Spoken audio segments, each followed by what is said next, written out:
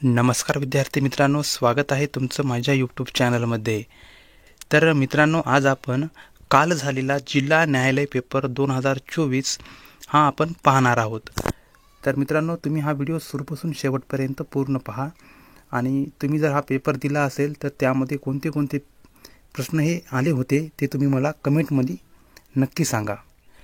आपण आता व्हिडिओला सुरुवात करूया। तर आजचा पहिला प्रश्न असा आहे की खुदाई खिदमतदार ही संघटना खालीलपैकी कोणी स्थापन केली?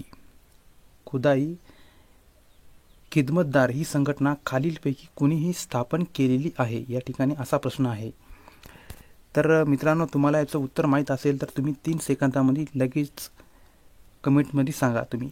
तर याचं ऑप्शन क्रमांक 3 होईल उत्तर, ते म्हणजे खान अब्दुल गफार खान हे उत्तर योग्य असेल। तर खुदाई खिदमतगार ही संघटना खान अब्दुल गफार खान यांनी स्थापन केलेली आहे। चला नेक्स्ट क्वेश्चन घेऊया। प्रश्न क्रमांक दुसरा असा आहे की सर्वोच्च न्यायालयाचे सरन्यायाधीश खालीलपैकी कोण आहेत? सर्वोच्च न्यायालयाचे सरन्यायाधीश खालीलपैकी कोण आहेत? माहीत असेल तर तुम्ही कमेंटमध्ये लवकर कळवत जा मित्रांनो।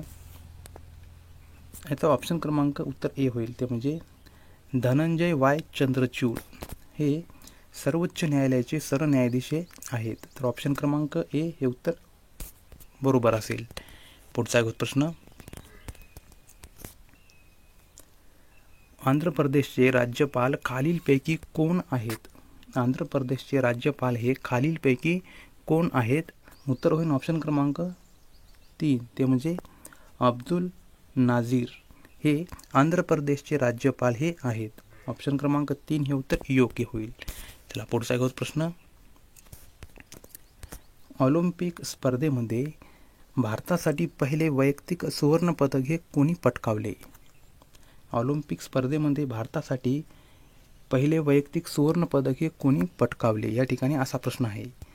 तर उत्तर होण्याचं ऑप्शन क्रमांक 4 होईल, ते म्हणजे अभिनव बिंद्रा यांनी ऑलिम्पिक स्पर्धेमध्ये भारतासाठी पहिले म्हणजे वैयक्तिक सुवर्ण पदक हे पटकावले आहे। चला नेक्स्ट क्वेश्चन घेऊया। भारताची जलसिंचन क्षमता खालीलपैकी किती टक्के आहे? भारताची जलसिंचन क्षमता ही खालीलपैकी किती टक्के आहे? तर या ठिकाणी याचं उत्तर होईल मित्रांनो ऑप्शन क्रमांक 3 होईल, ते म्हणजे 23%। तर महाराष्ट्राची जलसिंचन क्षमता ही 23% एवढी आहे। तर ऑप्शन क्रमांक 3 हे उत्तर योग्य होईल तुमचं।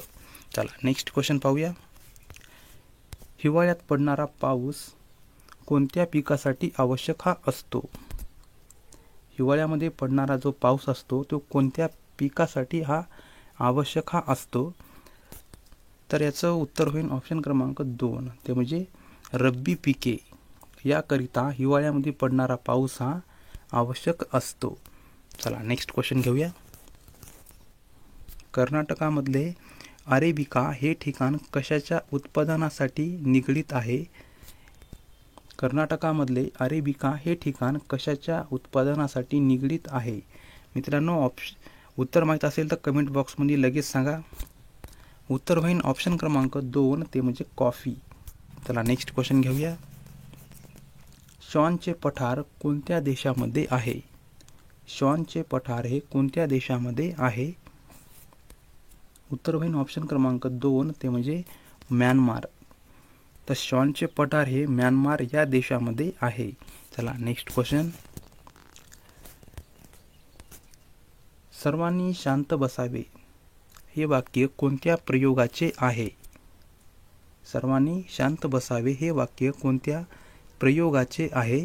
तर या ठिकाणाचं उत्तर होईल ऑप्शन क्रमांक 3 होईल, अकर्मक भावे हे उत्तर या ठिकाणी योग्य असेल। चला नेक्स्ट क्वेश्चन, एप्रिल 2023 मध्ये सायन्स पार्क खालीलपैकी कोणत्या ठिकाणी स्थापन हा करण्यात आला आहे? एप्रिल 2023 मध्ये सायन्स पार्क खालीलपैकी कोणत्या ठिकाणी हा स्थापन करण्यात आलेला आहे? या ठिकाणी याचं उत्तर काय होईल मित्रांनो? ऑप्शन क्रमांक 2 होईल, ते म्हणजे केरळ। तर केरळ या ठिकाणी एप्रिल 2023 मध्ये सायन्स पार्क हा हे स्थापन हे करण्यात आले आहे। चला नेक्स्ट क्वेश्चन, भारतीय कबड्डी महासंघाची स्थापना खालीलपैकी कोणत्या वर्षी झाली? भारतीय कबड्डी महासंघाची स्थापना ही कोणत्या वर्षी झाली आहे? उत्तर होईल ऑप्शन क्रमांक ए होईल, ते म्हणजे 1950 साली भारतीय कबड्डी महासंघाची स्थापना ही झाली आहे. चला नेक्स्ट क्वेश्चन.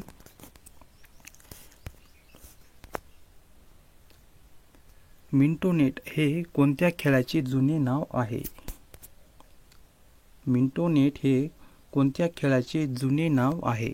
मित्रांनो, या प्रश्नाचं उत्तर माहीत असेल तर पटापट कमेंट बॉक्समध्ये सांगा. तर उत्तर होईल ऑप्शन क्रमांक 3, ते म्हणजे व्हॉलीबॉल. तर मिंटोनेट हे व्हॉलीबॉलचे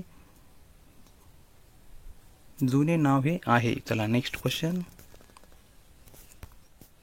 त्याने हे चित्र काढले. त्याने हे चित्र काढले आहे या ठिकाणी वाक्याचा प्रयोग कोणता आहे ते ओळखायचा आहे तुम्हाला. तर उत्तर काय होईल याचं? ऑप्शन क्रमांक ए होईल, ते म्हणजे कर्मणी. तर ऑप्शन क्रमांक ए हे उत्तर योग्य होईल. चला नेक्स्ट क्वेश्चन. राष्ट्रीय क्रीडा दिन खालीलपैकी कोणत्या एका दिवशी असतो? राष्ट्रीय क्रीडा दिन हा खालीलपैकी कोणत्या एका दिवशी असतो? तर या ठिकाणी याचं उत्तर होईल ऑप्शन क्रमांक 4 होईल, ते म्हणजे 29 ऑगस्टला राष्ट्रीय क्रीडा दिन हा असतो. चला नेक्स्ट क्वेश्चन. खान अब्दुल गफार खान यांना कोणत्या टोपण नावाने ओळखले जाते? खान अब्दुल गफार खान यांना कोणत्या टोपण नावाने ओळखले जाते? तर उत्तर होईल ऑप्शन क्रमांक 2, ते म्हणजे सरहद गांधी या नावाने खान अब्दुल गफार खान यांना ओळखले जाते. चला नेक्स्ट क्वेश्चन. खनिज संपत्तीचा विचार करता कोणत्या जिल्ह्यामध्ये विपुल प्रमाणामध्ये आहे? खनिज संपत्तीचा विचार करता कोणत्या जिल्ह्यामध्ये विपुल प्रमाणामध्ये आहे? तर याचं उत्तर होईल ऑप्शन क्रमांक 2 होईल, ते म्हणजे चंद्रपूर या जिल्ह्यामध्ये खनिज संपत्तीचा विचार करता विपुल प्रमाणामध्ये आहे. चला नेक्स्ट क्वेश्चन. नीती या शब्दाचा विरुद्धार्थी शब्द कोणता? नीती या शब्दाचा विरुद्धार्थी शब्द हा कोणता होईल? उत्तर होईल ऑप्शन क्रमांक ए होईल, ते म्हणजे अनीती. हे आन्सर योग्य होईल. चला नेक्स्ट. संघराज्याचा कार्यकारी अधिकारी खालीलपैकी कोणाच्या नियंत्रणामध्ये असतो? संघराज्याचा कार्यकारी अधिकारी हा खालीलपैकी कोणाच्या नियंत्रणामध्ये असतो? उत्तर होईल ऑप्शन क्रमांक 2, ते म्हणजे राष्ट्रपती यांच्या नियंत्रणामध्ये संघराज्याचा कार्यकारी अधिकारी हा असतो. नेक्स्ट. तो परीक्षेमध्ये उत्तीर्ण झाला. तो परीक्षेमध्ये उत्तीर्ण झाला वाक्याचा कोणता प्रकार आहे ते ओळखायचं आहे.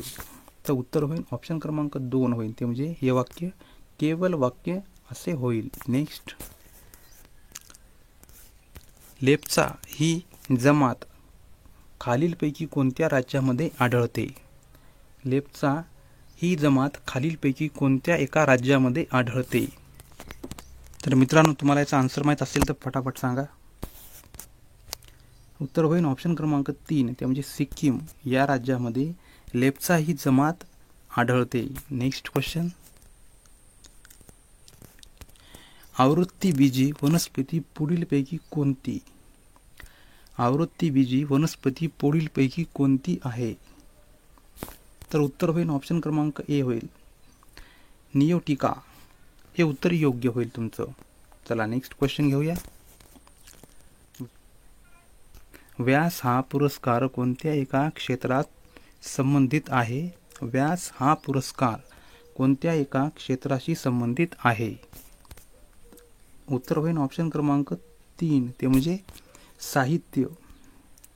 तर व्यास हा पुरस्कार साहित्य या क्षेत्राशी संबंधित आहे. पुढचा एक प्रश्न. शहरीकरणाची प्रक्रिया गतिमान होण्यासाठी कोणते घटक कारणीभूत ठरले? शहरीकरणाची प्रक्रिया गतिमान होण्यासाठी कोणते घटक हे कारणीभूत ठरले? तर उत्तर होईल ऑप्शन क्रमांक 4 होईल, ते म्हणजे सर्वच जागतिकीकरण, आधुनिकीकरण आणि औद्योगिकीकरण. चला पुढचा एक प्रश्न. दशावतार ही लोककला प्रकार कोणत्या राज्याशी संबंधित आहे? दशावतार ही लोककला प्रकार कोणत्या राज्याशी संबंधित आहे? तर आन्सर होईल याचा ऑप्शन क्रमांक 3 होईल, ते म्हणजे महाराष्ट्र या राज्याशी दशावतार ही लोककला संबंधित आहे. पुढचा एक प्रश्न. जुन्या विचारांचे पुरस्कार करणारे ऑप्शन क्रमांक ए प्रतिगामी हे उत्तर योग्य असेल. नेक्स्ट. शब्दसमूहाबद्दल योग्य शब्द. उंटावरून येणारा टपाल. शब्दसमूहाबद्दल योग्य शब्द उंटावरून येणारा टपाल. उत्तर होईल ऑप्शन क्रमांक 2, ते म्हणजे सांडणी स्वार हे उत्तर योग्य असेल. नेक्स्ट. रात्र या शब्दाचा समानार्थी शब्द कोणता आहे? रात्र या शब्दाचा समानार्थी असणारा शब्द कोणता आहे? उत्तर होईल ऑप्शन क्रमांक 4 होईल, ते म्हणजे वरील सर्व. निशा, रजनी आणि रात. चला नेक्स्ट क्वेश्चन बघूया. आसाम या राज्यामध्ये लोकसभेच्या एकूण किती जागा आहेत? किती सीट्स आहेत?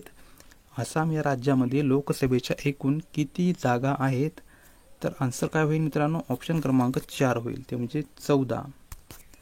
तर आसाम या राज्यामध्ये लोकसभेच्या 14 सीट्स या आहेत. नेक्स्ट. धडा शिकवणे या वाक्यप्रचाराचा योग्य अर्थ काय आहे ते सांगायचा आहे. आन्सर होईल ऑप्शन क्रमांक 3 अद्दल घडवणे. तर धडा शिकवणे या वाक्यप्रचाराचा योग्य अर्थ आहे अद्दल घडविणे. नेक्स्ट. व्हॉलीबॉलच्या मैदानामधील जाळींची उंची किती असते? व्हॉलीबॉलच्या मैदानामधील जाळीची उंची किती असते? उत्तर होईल ऑप्शन क्रमांक 3, ते म्हणजे 7 फूट एवढी व्हॉलीबॉलच्या मैदानातील जाळीची उंचीही असते. नेक्स्ट. वाळवंटामधील सर्वात महत्त्वाचा प्राणी कोणता असतो? वाळवंटामधील सर्वात महत्त्वाचा प्राणी हा कोणता असतो? तर उत्तर होईल ऑप्शन क्रमांक 3, ते म्हणजे उंट हा वाळवंटामधील सर्वात महत्त्वाचा प्राणी असतो. पुढचा प्रश्न. 6व्या ते 8व्या शतकादरम्यान सर्वात शक्तिशाली महाजनपद खालीलपैकी कोणते होते? 6व्या आणि 8व्या शतकादरम्यान सर्वात शक्तिशाली महाजनपद हे खालीलपैकी कोणते होते किंवा कोणाकडे होते? तर उत्तर होईल ऑप्शन क्रमांक बी मगध यांच्याकडे 6व्या ते 8व्या शतकादरम्यान सर्वात शक्तिशाली महाजनपद हे होते. पुढचा प्रश्न. समापन कर्मणी यांचे वाक्य ओळखायचे आहे. समापन कर्मणी यांचे वाक्य ओळखायचे आहे. तर उत्तर होईल ऑप्शन क्रमांक 3 त्यांची कविता लिहून झाली हे उत्तर योग्य असेल. तर मित्रांनो, तुम्हाला हा व्हिडिओ आवडल्यास व्हिडिओला नक्की एक लाईक करायचा आहे आणि चॅनलवर नवीन असाल तर चॅनलला सबस्क्राईब करायचं आहे. तर भेटूया पुढच्या एका नवीन व्हिडिओमध्ये. तोपर्यंत नमस्कार.